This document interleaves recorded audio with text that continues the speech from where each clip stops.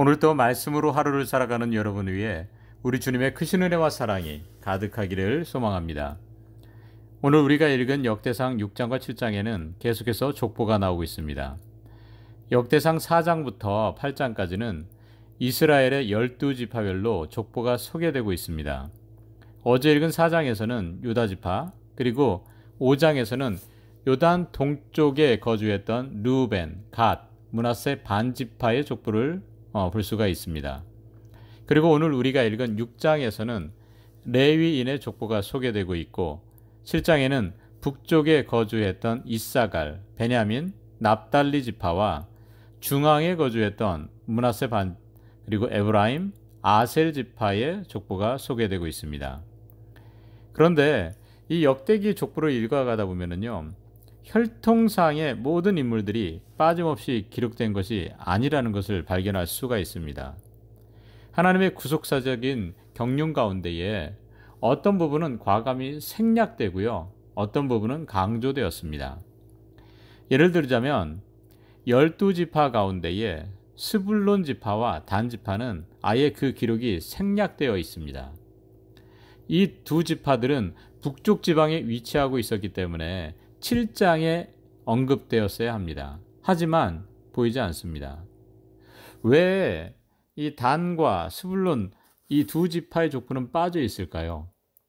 단과 스불론은요, 이스라엘 최북단에 위치한 지파였고요. 그들은 다른 지파들보다 우상 숭배가 아주 극심했습니다. 역대기서는요, 우상 숭배가 가장 극심했던 단과 스불론 지파를 의도적으로 제외하고 있습니다.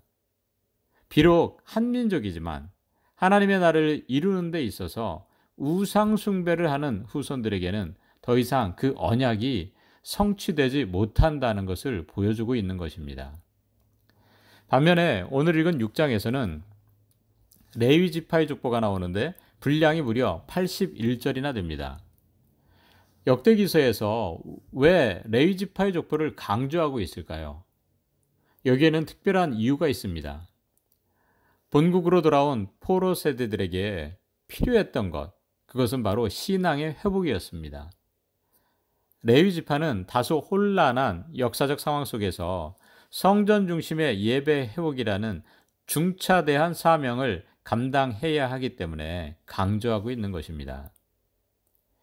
육체가 자유의 몸이 되었다고 해서 모든 것이 회복되는 것은 아닙니다.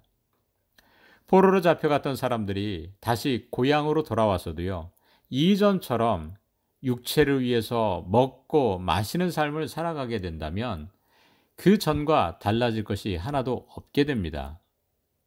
성경은 하나님의 백성들에게 필요한 것은 하나님과의 관계 회복을 통한 하나님의 언약의 말씀을 참 생명으로 여기고 그것을 먹고 마시는 것임을 알려주고 있는 것입니다. 그럴 때에 그들은 진정한 자유의 몸이 되며 회복이 될 수 있다는 것입니다. 그렇습니다. 참된 자유함은 신앙이 온전할 때 누릴 수 있다는 것을 우리는 잊지 말아야 합니다. 비록 내가 지치고 힘들어서 내 몸조차 가눌 수 없을 지경일지라도 참 생명 되시는 하나님의 말씀을 붙잡고 살아갈 수 있는 저와 여러분들이 되시기를 간절히 소망합니다. 오늘 우리가 읽은 6장을 읽다 보면은요, 레위지파 제사장의 이름이 족보로 계속 이어지다가 남유다가 완전히 망할 당시에 제사장의 이름이 눈에 들어오는 걸 보게 됩니다. 바로 15절인데요. 15절은 이렇게 써 있습니다. 여호와께서 느부갓네살의 손으로 유다와 예루살렘 백성을 옮기실 때에 여호사닥도 가니라. 여기서 언급되고 있는 여호사닥은 남유다가 망할 때의 제사장이었습니다. 성경은 남유다가 바벨론에 의해서 완전히 망할 때에 그때의 제사장인 여호사닥도 바벨론의 포로로 잡혀갔다는 것을 언급을 하고 있는 것입니다.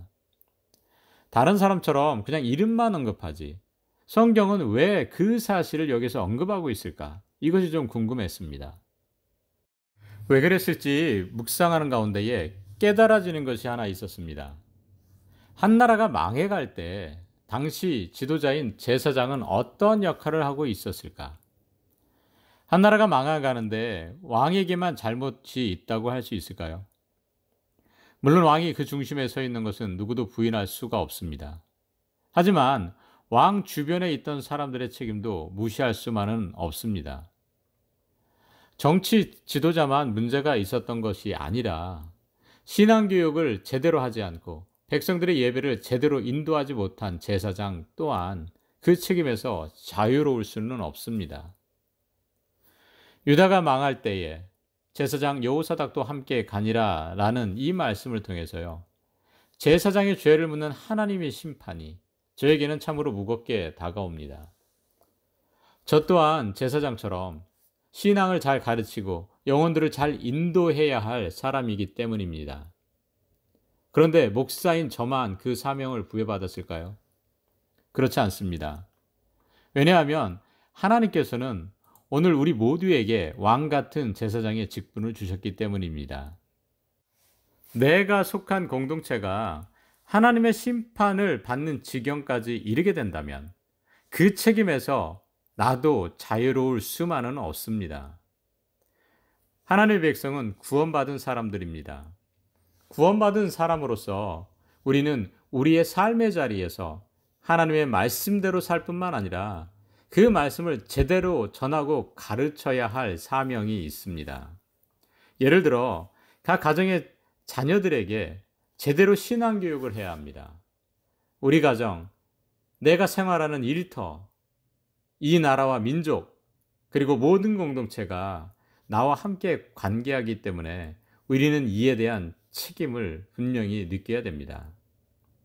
우리만 구원받고 신앙생활 잘하는 것으로 그치는 것이 아니라 왕 같은 제사장의 사명을 성실하게 감당하며 살아가는 저와 여러분들이 되시기를 주님의 이름으로 간절히 소망합니다.